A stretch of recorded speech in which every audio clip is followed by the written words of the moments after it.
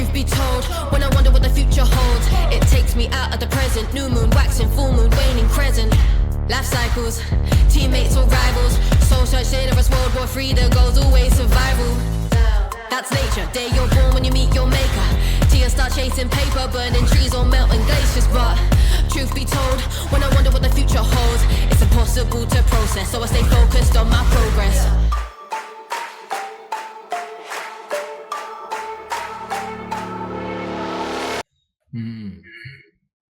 Someone looks prepared. Right, so welcome to the second episode of Triple Captains. To my right is Hardcore Hots. To my left is, well, we'll hand the mic over to him. It's G-Force, Guffster, the one that guffs it up. Talk to us. What happened? Had a nice week. I was on holiday. Had a nice cocktail by the pool. Had a nice week. Yeah, it was cool. How was your week? It was fine. You had one too many. Bare fronting. The way the last episode ended, we had a bag of gas. Bare grease talk. Bare, I'm the man to do this, I'm the man to do that. Continue from there, where we left off last time. To get your cocktails and all of this by the beach and all of that crap. What happened to your team? Look, it was not an ideal week. You know, it was, you know, had a few little bumps along the road, but, you know, could have been worse. I mean, I'm right there. You know, it's just a minor thing, you know. How could it have been worse? Look, you know, looking up and down certain leagues around the country, and so what it could have been, you know. But the only league that matters is this one, right? Because you're the champ, right? Listen, you should be.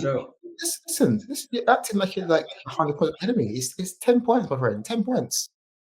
You use one of your chips too, just to be clear.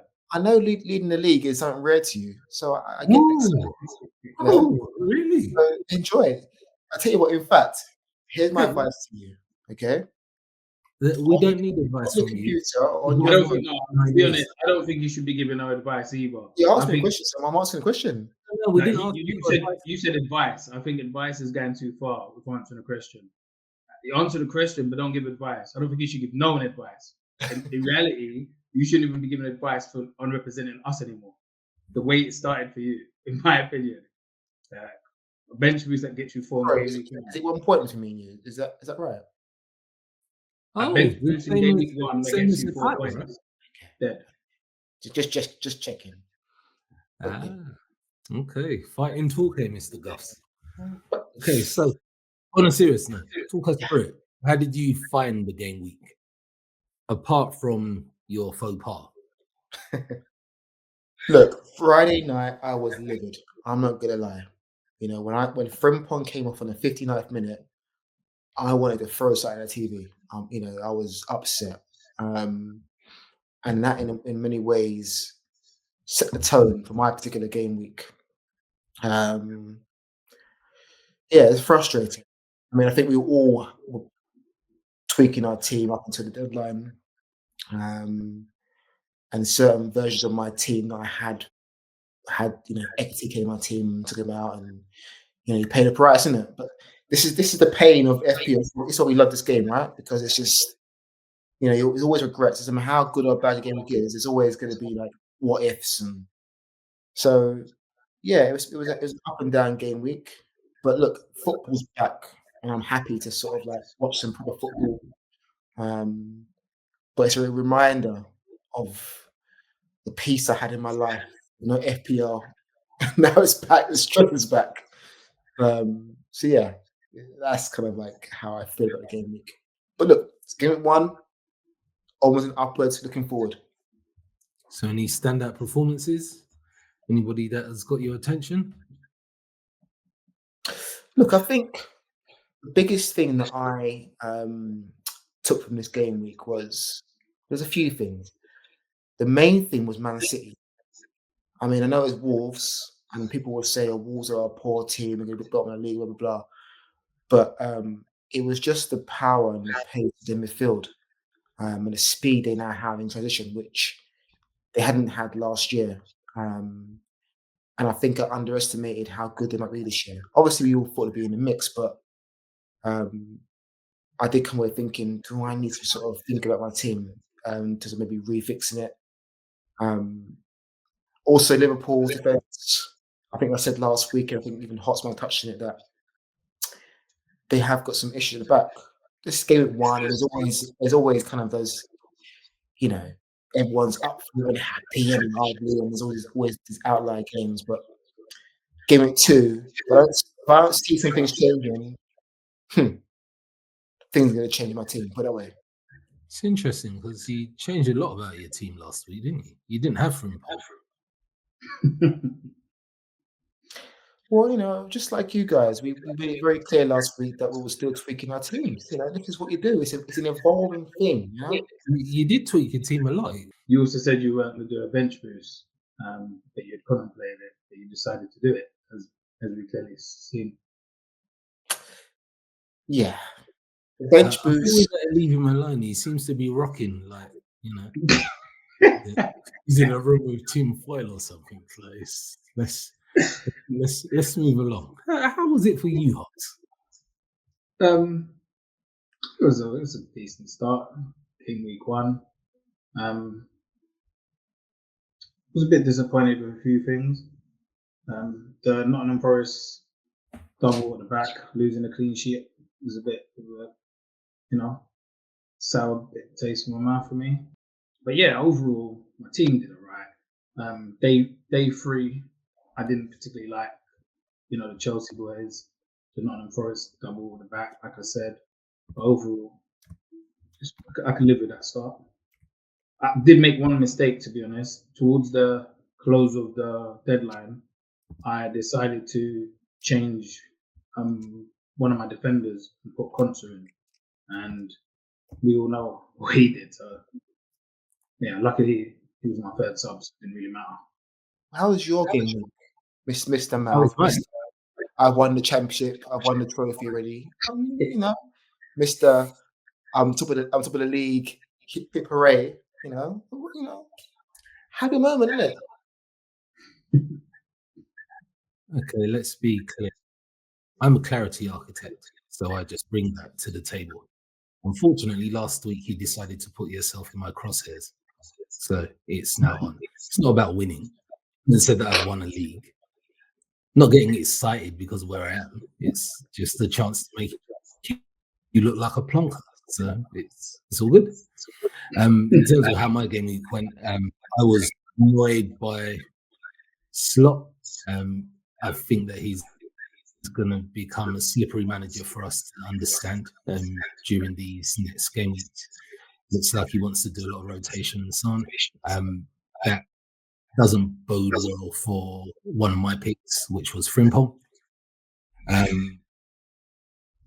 think in hindsight, I went against the footballing gods with Watkins. So unbeknownst to me, he's never scored on the opening day. And he continued that track record. However, I'm hoping they will smile on me for their week 2 as he's playing Brentford, his old team. Other areas in my team that didn't do as well as I would have liked them to do. I've got Palmer and everybody is in the same position. Unfortunately, looking at how he did throughout the game, like he really didn't do much. There's not a lot of data working with on him other than blind faith at the moment. So I will be seeing over the next couple of game weeks because it's an expensive asset to have. It's early days. It's game week 1. Yes, we like to poke a bit of fun, etc., because it's you. But not just because it's you, because you run your mouth. That's what it is. Well, let's just be real. Yeah. If he was humble with it, then there would be less banter on him. But man was talking the hardest and then opened the week like this. So it's like time to get into the teams. So looking at mine, as we were just talking about how I thought the game week went. As I said, I've got no real major concerns when I look at the team, although I have question marks over game time for Frimpong, simply because I heard on the grapevine that actually the reason behind his substitution may have been that he had a twinge hamstring-wise. So that's a bit of a concern. 6 million on the bench isn't really where I want to be. As I've alluded to, Palmer is a bit of a problem because he still hasn't really shown that he's back in form. None of the data supports him being in any way, shape, or form like he was early season last year. Then with Watkins, we have a striker that had one shot, although that one shot has been target. But we know he's got pedigree and he's got history on his side. Only other slight concern that I've got is around defense, as we know that Udoggy's coming back. So it'll be interesting to see how things work out with him. Looking at your team, obviously Haaland was going to play. Congratulations. Yeah, we did the Haaland over Salah, and it's worked out so far. And game week 1, so right decision to start off with. Yeah, I think you're on the right strategy, which is very, very frustrating for me. But he looks sharp. Fernando, he's an interesting character. Like, after actually watching the game and not just going off the back of underlying data and so on, didn't get the feeling that he's going to be a focal point in the way that he has been in previous years, which is another one where I need to monitor that over a period of time, because remember, it is a whole completely new attacking unit. I think it's difficult, right? Because, you know, in his defence, you're playing against the best defensive structure in the league, not in Arsenal. And I think Man United, they had essentially 2 players in that middle park against essentially 3 Arsenal players. So I think he understood that he had to kind of maybe be a bit more defensive and have a bit more structure in his play, because he understood that he couldn't leave, you know, Casemiro out on high. But, you know, Bruno Fernandes is a quality player, and I think that he will thrive this season. And you know, this is the hardest test in having from an offensive standpoint all season long.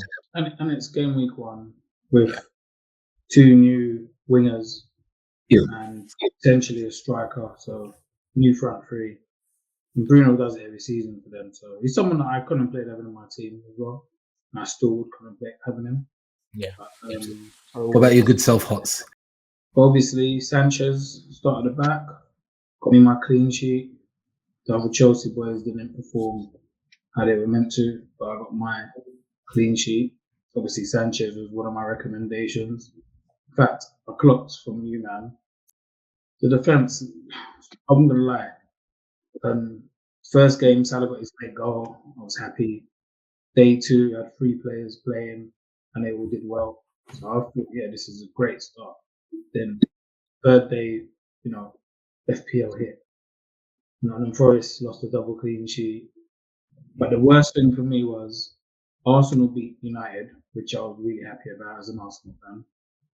But Saka and Gyökeres didn't really do what I wanted them to do. And I'm curious what they're going to do against Leeds, because we need to be a lot better in that game. Gyökeres was one of my recommendations, and at the moment, people can be jumping to conclusions and having their opinions. I think it will come good. And it was always a thing of Watkins at price or Gyökeres, and they both did nothing. So regardless, I don't feel like I've lost out, because if I had Watkins, did he get 2 points? I would have maybe got an extra point. But my midfield, you know, the new top boy at City, and my other recommendation, Adingra from Sunderland, done their thing. I'm okay with my team. You know, game week 1 is just a start. I think the most frustrating thing is for me, Konsa, because like I said, I put him in last minute where I was going to save 0.5 and put a 4 million defender in, and I decided no, let me get someone that's more established on my bench that I can rely on. And he's now out of my team, so he's straight. As soon as I saw what he did, it's like this fool's coming straight out of my team. I don't tolerate that nonsense. So yeah, he's been replaced. Well, my team, I mean, you know, it could have been worse. In all honesty, it started off really badly with the Frimpong 59-minute substitution that really got my nerves. And to be honest with you, it was just one of those really frustrating game weeks where it was one of those nearly game weeks, right? With the Cooper at Brighton with the last second equaliser, killing 6 points, using 8 points at that time. The positives for me is obviously Salah came through in the last minute, much needed. And the late change in putting Reinders in my team was a bit positive, because I think that he's the player that most people in this game are going to pivot to now. So to have him in my team already is a relief, to be honest with you. I think my team is good for game week 2. That's the main thing. There was some disappointments where I didn't do anything, but the main thing is that I'm kind of in position to do well next game week, providing that everyone does what they're supposed to do. But like Hearts, I'm not messing around. I don't see a drastic improvement next game week. I might pull the trigger on my wild card, because I do have concerns about whether or not I'm on the right actual team. Haaland looked good, and I want him in my team. So my biggest issue is that next game week, there are 2 obvious captain choices. I haven't got either of them. So that's the worry. Be caught out by big hitters. Who other players have got, like Saka and Haaland? These guys got good games, and I haven't got either of them. And Salah is playing against Newcastle away. Newcastle are strong defense, so I'm a little bit exposed really next week for people that have big players against weak teams. But we'll see. I've got to kind of figure out what I'm going to do this game week. What's your game week 2 plan? Well, mine, I've taken the console out. Who's that to? Hots? Well, Yeah, I've taken it's open to the floor, really. Like, I'm curious to sort of see, like, if you're going to stick or twist. Obviously, for Ark, you've got a good start. I think from my perspective, with the team that I have, I think I'm gonna hold. So I don't imagine that I will twist on a number of the areas that I'm saying I'll question marks for me at the moment. Because I think I need to give it 2 to 3 weeks so that I've got something to assess and ensure that I'm moving forwards on. The only change that I can see to that is toward the deadline, I brought in tossing a way to get into the Chelsea defence at 4.5. It's possible, with my eye on some of the things that I want to do in week 3 and 4, that I will drop him for a 4 million defender.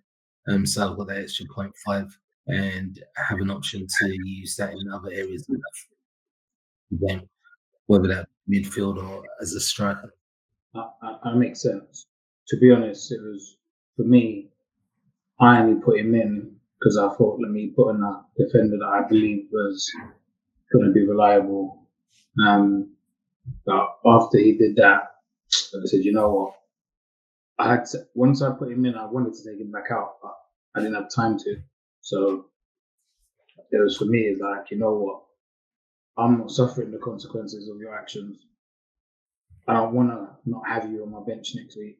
I'd rather just replace you now, and then I don't have to worry about it. It wasn't knee-jerk, in my opinion, even though it could look like it. But I'm ruthless, and I've always been that sort of type of manager. And I saw him do it, and I already knew who I wanted. So I put him in. But that was so stupid. Like, I don't know what he was considering. Like, I don't get it. Don't understand why he did it. But I do rate him as a player. I can't lie.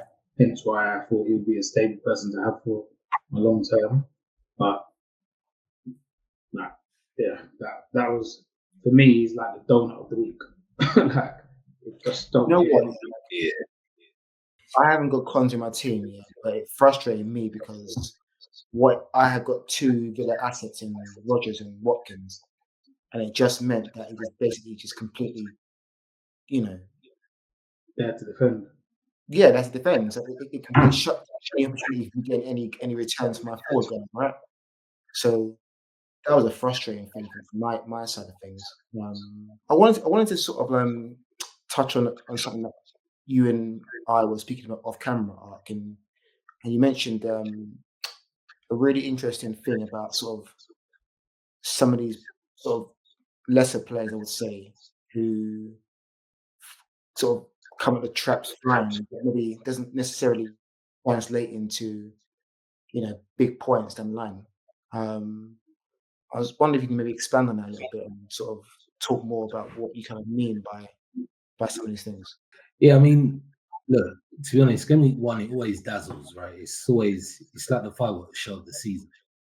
You get a debut goal here, and you get a shot all there, and then suddenly everybody, like timelines are just on fire, right? Transfers start flying everywhere. And, like everybody thinks they've cracked the code.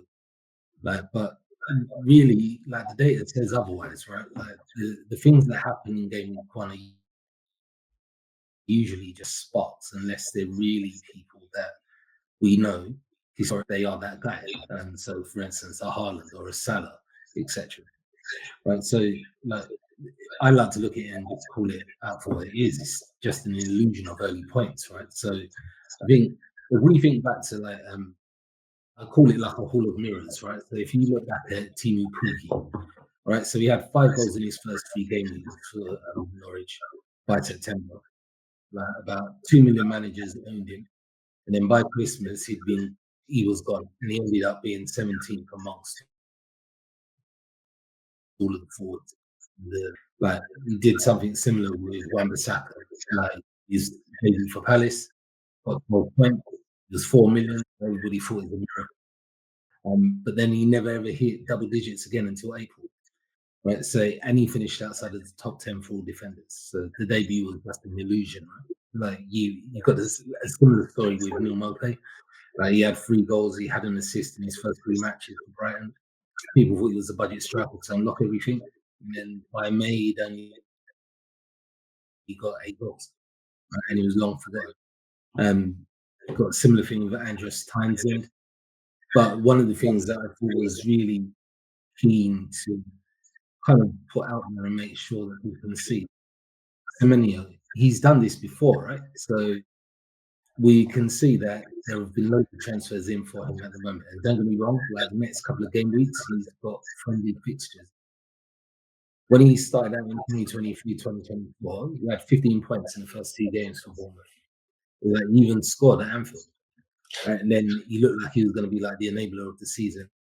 Like, and after that, he only scored another 4 goals and got 3 assists. The point is, like in the early game weeks, it's very easy to run away with things and like see these flashing lights and think, oh yeah, that's the way to go forward. But what we really need to do is have patience with what we have. Like if we think of it like this, we all did a load of research before we came into game week 1, right? And there were reasons for us going with particular strategies or going with particular players. Like to get rid of all of them after 1 game week is wild. Like you've got to try and see, well, okay, how do they do? So there are things that you need to look at and say, well, actually, like, is the data telling me that I need to do this, right? Is what I'm seeing being, shrouded in Robbie Savage, giving some punditry that's making me think, no, I better get rid and so on. I would say the flip side to that is FPL can also be a game of timing, right?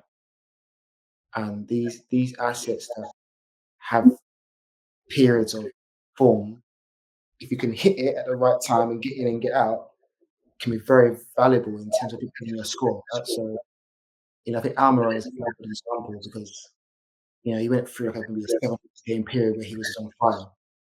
And I remember that period, well, because I hit it too late. I jumped in and maybe just one of his goals. So I think they have their value. It's all about understanding that, when to sort of jump in and when to jump out. I'm a firm believer that when someone's hot or in form, like get them in because football, sport in general, you get confidence. So you should definitely go with the trend. The trick is listening into the numbers when they're whispering to try and identify that beforehand. On a different note, yeah, I do remember that Pookie season when he was having a little run for Norwich. But I tell you one thing, I hate that Mopai. I don't like that guy. He thinks he's so rough. I swear. Could have touched it too much, but if I was a player and I was in the field with him, I swear I'll take him. I'll be getting red carded instantly. I'll let down the team because I just don't like that guy. But anyway, back to Roy Keane hype, right? you know this. Yeah, it's interesting. I mean, you speak about Pookie. I remember Andrews Townsend. That's what I remember pretty well because I put him in my team, and I got nothing. And once I put him in my team, he did nothing for me. So I remember that very, very well. I've always liked Semenyo though. I think Semenyo, he's always been a bit inconsistent. Do you mean? He's one to watch. Semenyo. He might even get sold. Who knows? I think he's one of those players who's like he's capable of making that jump to the next level. Well, you think he could get sold in before the window closes? Look, I think there are a number of teams who are looking for an offensive asset. Do you know what I mean? And I think that Spurs are looking for someone. I don't know, probably get Eddie, but they're looking to maybe have some assets. Arsenal, particularly looking for someone going forward. Newcastle are looking for offensive guys because obviously losing Isaac, and they're currently playing Gordon up front. So I think there's a few teams who could do with some offensive firepower, and I think that he's one of the leading candidates in the Premier League that will be targeted. I'm sure. I wanted to touch on a little bit of like you mentioned a little while ago about this massive dash to get players out of the team and react to game one. And I wondered. I mean, for me, I don't want to overreact to game one, but at the same time, certain things which jump out at me.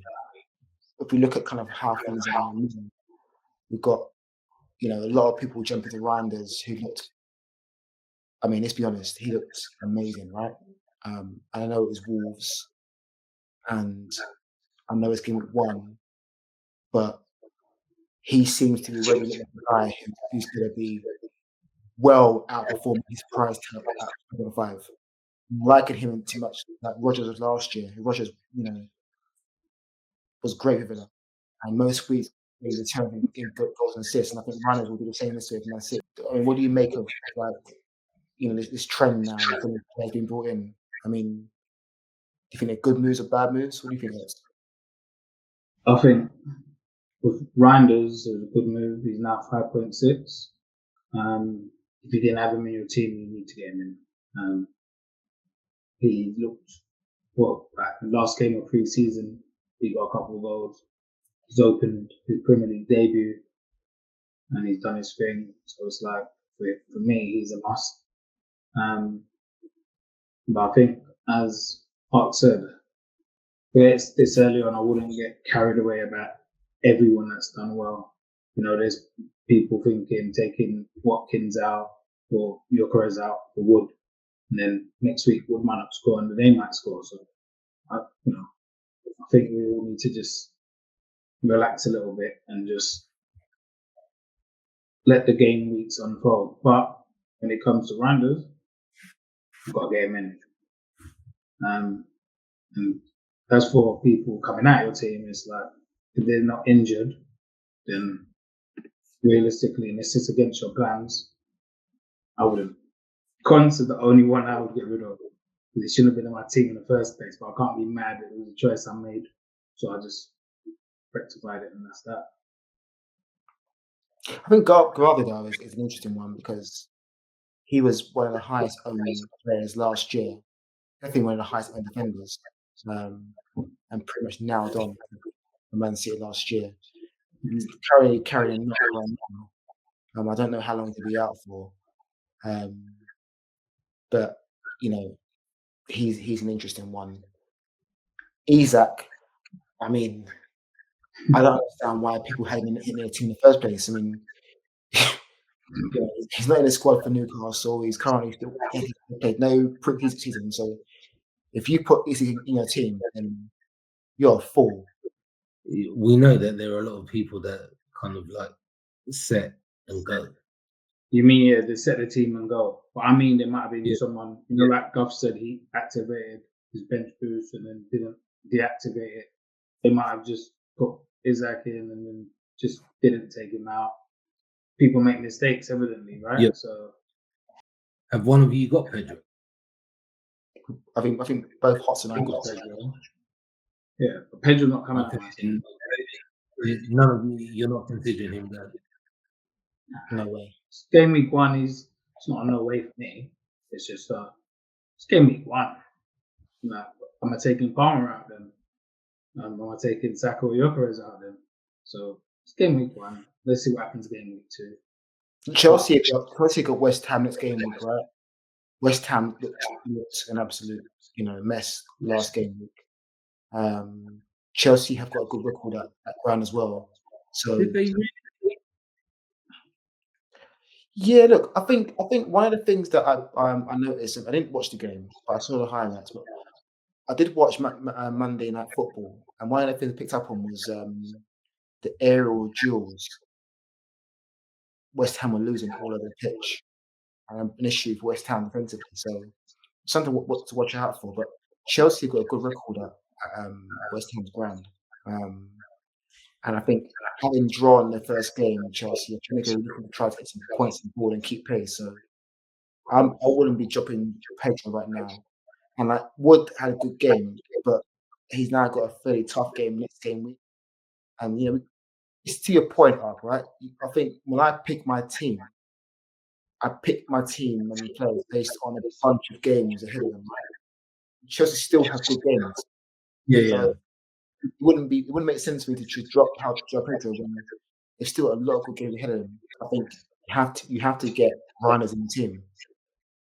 You have to. I think he's better than assets £1 million more than him. Do you know what I mean? I look at some of the 6.5 guys, he's better than most of them, not all of them. So it doesn't make sense not having him in the team really. That's a big call. Interesting one.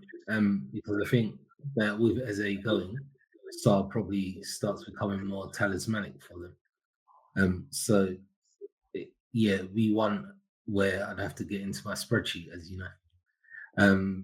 But yeah, he's like, don't get me wrong, like his Rangers his data and so on from where he was, and forget looking at his data, just watching him when he was playing at Milan. Like he's a good player. Like he's a good player, and he scored goals there, and he literally played in every kind of position. So he's good. Like, I suppose the issue always over him was, is he gonna fall foul of Pep Roulette? Correct. And look at it this way, yeah. So you mentioned Shaw. We all had Reinders in our team because we chose him. Yes, because he was a mil cheaper, but because we see the potential in him. With Shaw, if I was going to go a 6.5 midfielder, it would be Kudos. And I had him in my team and did the swap because I wanted to go with Reinders to save a mil. And instead of Van de Ven, I went with Porro because he's more attacking. So I had to make a choice out of the two of them. And when Kudos got his 2 assists, I was thinking, maybe it was the wrong decision. Spurs got a clean sheet, so Porro didn't outscore Van der Man. So, But then when City played and I see what he actually did, I was like, it's the right decision now. So I was glad with it. But if there was a 6.5 that I was going to go for over Sarr, as the season has started, 1 game in, I'd probably go Kudos. And I think that he's got the potential to do good because he's got a good opening in games, apart from game week 2. And the same for City. If you look at Palace's opening games, I don't think they're that easy. So I think that's another reason I wouldn't consider Sarr.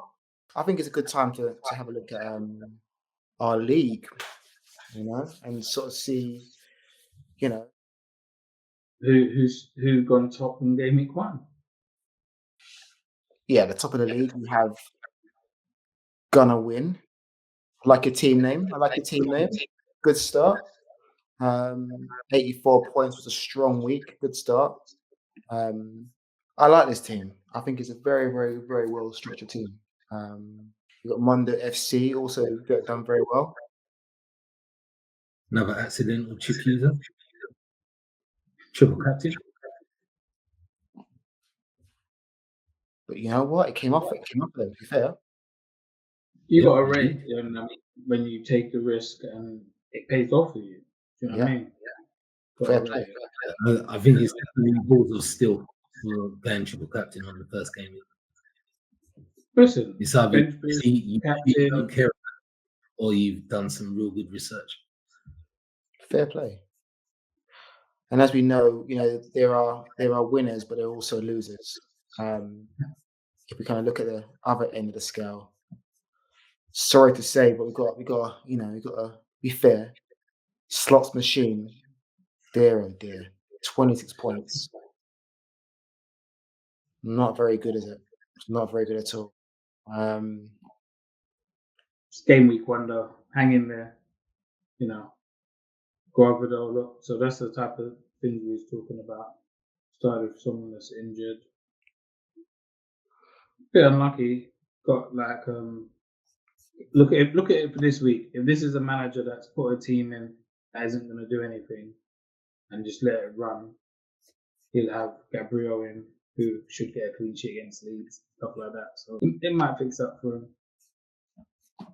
With these things, game week 1 is just game week 1. Like, we banter, we make jokes and stuff like that, but this week Art got the most points, and as we said, whoever gets the most points every week will open the show. So rightfully so, you open the show. Be interested to see who gets the most points next week.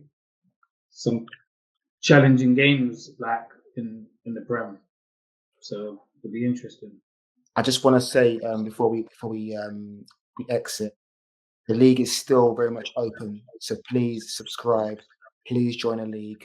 The league will only be open for a few more weeks, and we're going to be closing it just after the international break. So please get your teams up and subscribe for your chance to win.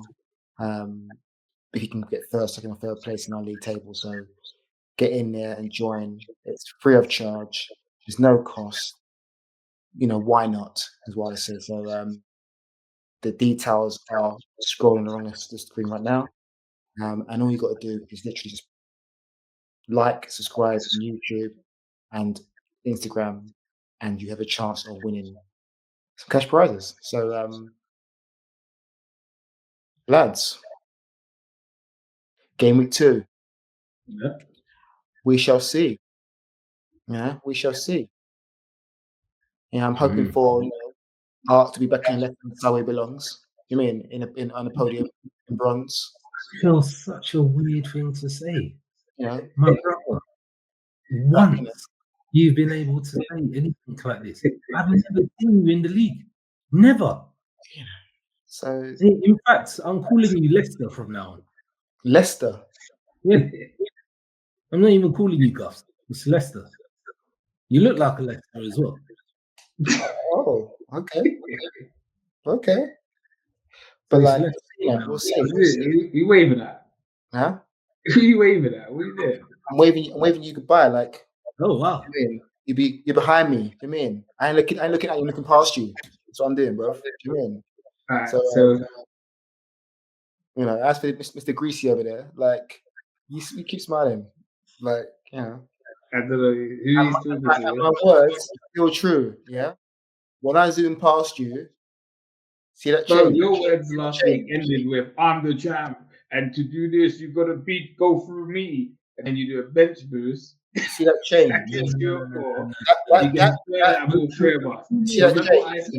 That change, cash converters, bro. Next season. So no. But I tell you what, your new perm, new SKL for next season. You get me? And some dye in them greys because you look stressed out in game week 1, my guy. You get me? You didn't have that many grades last week. No, What happened to you? disrespected Marvel. About I was on the beach suntanning and drinking cocktails. Man was crying in his pillow. Do you get me? You don't give us that. Trying to give it all the front end. Get out of here, man. Can I ask a question? Have you actually watched Endgame and Infinity Wars? Yeah, of course. You have, and you disrespected Thanos today. Listen, I have a ring. All right, remember that. You have a ring. Do you know why? You didn't read the comment. You already got addressed. Man had stones, and you're talking about rings, rude boy. Like, you don't read the comments. They already said to school you that you look what you know what you're doing to yourself. As a manager that's going to represent triple captain, you're making us look bad with your mad decision making and accidents. Then you're talking about rings instead of stones. Listen, episode 3, you best come better. And we just leave it there. You get me? Man had to double down on it. I've got the ring. Man put it to his wedding ring or something. Man don't care about that, rude boy. Thanos had stones. Listen, get a towel, bro. It's sweating, man. All right. I ain't sweating at all, my guy. I've just got a bright light on me. You know what I mean? If you got drips coming from that Jericho, rude boy. So if I was you, I would just be quiet. You get me? Just run it down like a. Yeah. Anyway, game week 3 in it. All right. The names are on the screens. Like, subscribe, and I'm sure we'll see who's done it this week, or if Guffs has done a guffed up again. We shall see. But yeah, listen. Until next time, guys. We'll meet again. Bless you, man. Bless. One.